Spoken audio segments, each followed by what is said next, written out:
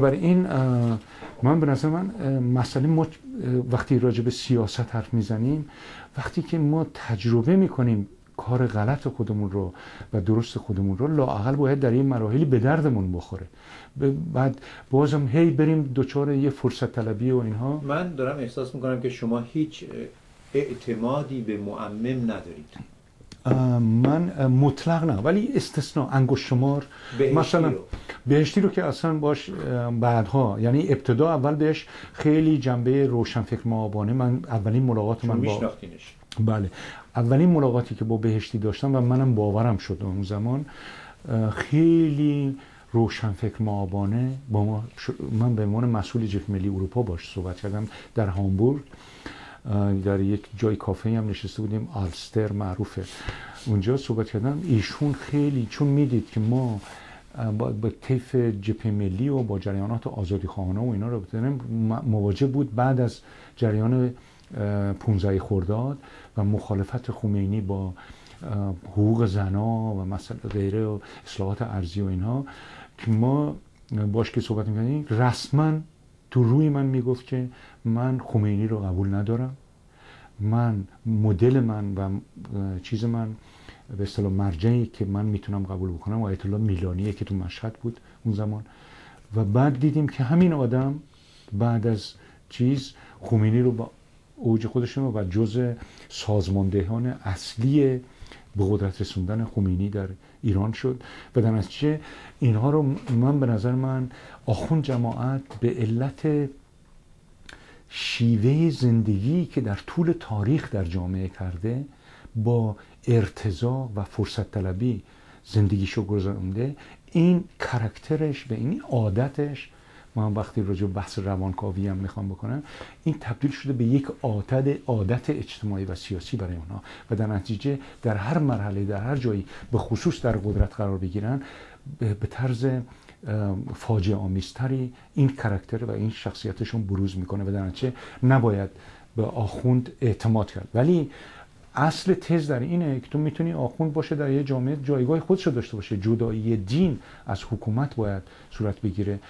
و آدم‌های استثنایی رو دیدم، مثلا الان آقای اشکوری الان تو زندانه، آدم آخوندی هست ولی آزاداندیشه، ولی با این وضع من آدمی نیستم که بگم که ایشون چون یه آدم آزاداندیشتری نسبت به سایر آخونداست و الان اسیر و زندانی این جریان هست، پس بیایم ایشون رو مثلا رهبر مدیر. آقای صدر هم همینطور بود؟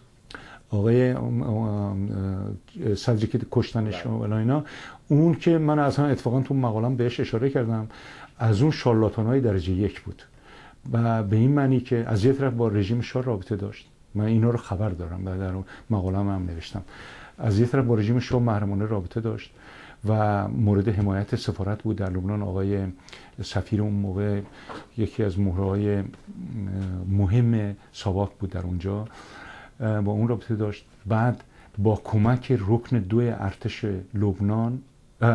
لبنان بله چیز سیتیزنشیپ به اصطلاح تبعیت لبنان رو گرفت، پاسپورت اونجا رو گرفت. با یاسر عرفات و قذافی هم رابطه داشت. 6 میلیون دلار از قذافی پول گرفته بود که یک جریان عمل، جنبش عمل رو راه بندازه به حمایت از فلسطینی ها. این 6 میلیون دلار رو گرفت و کاربارش حتی از مربیان فلسطینی هم استفاده کرد، جنبش عمل رو راه انداخت که چمران هم باش کار میکرد.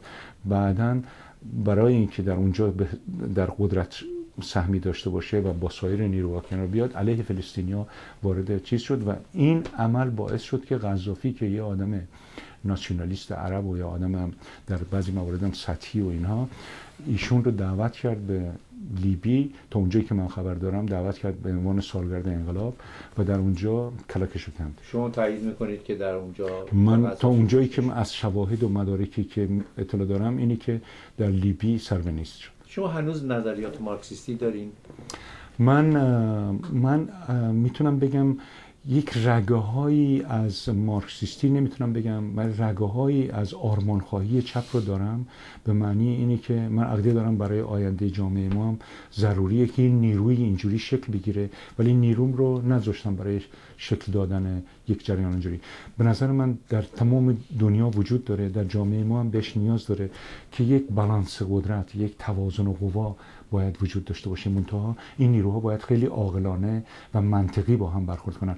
یک جریان چپی که عدالتخواه باشه، آزاداندیش باشه و طالب حقوق مردم زحمتکش جامعه باشه، ولی در این حال دموکرات منش باشه و برای سازندگی جامعه کار بکنه، لازمه که در مقابل نیروی کانزرواتیو نقد بکنه، نظارت بکنه، کنترل بکنه.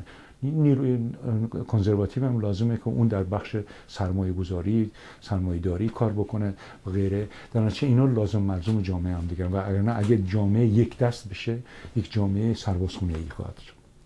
شما کسی رو که دائما آرزوی مرگشو میکردید، به دیدن پسرش رفتید، رضا پهلوی رو باش ملاقات داشتید، در اون مورد صحبت کنید. من چون بعد از اینی که از این شروع کردم به نقد به تفکر گذشته، من به این نتیجه رسیدم که ما باید، واسه همینم الان مدتیه که تو این زمینه کار میکنم ولی قابل هضم برای خیلی‌ها نشده از محافل و حتی از دوستای قدیمم.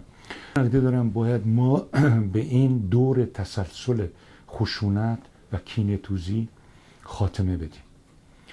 یعنی به خاطر اینه که من با دیکتاتوری، من هنوزم پشیمون نیستم علیه دیکتاتوری شاه، ولی از بعضی روش‌ها و متحدینی که انتخاب کردم پشیمونم، اونا رو نقد میکنم، ولی از اینی که علیه یه دیکتاتور مبارزه کردم پشیمون نیستم.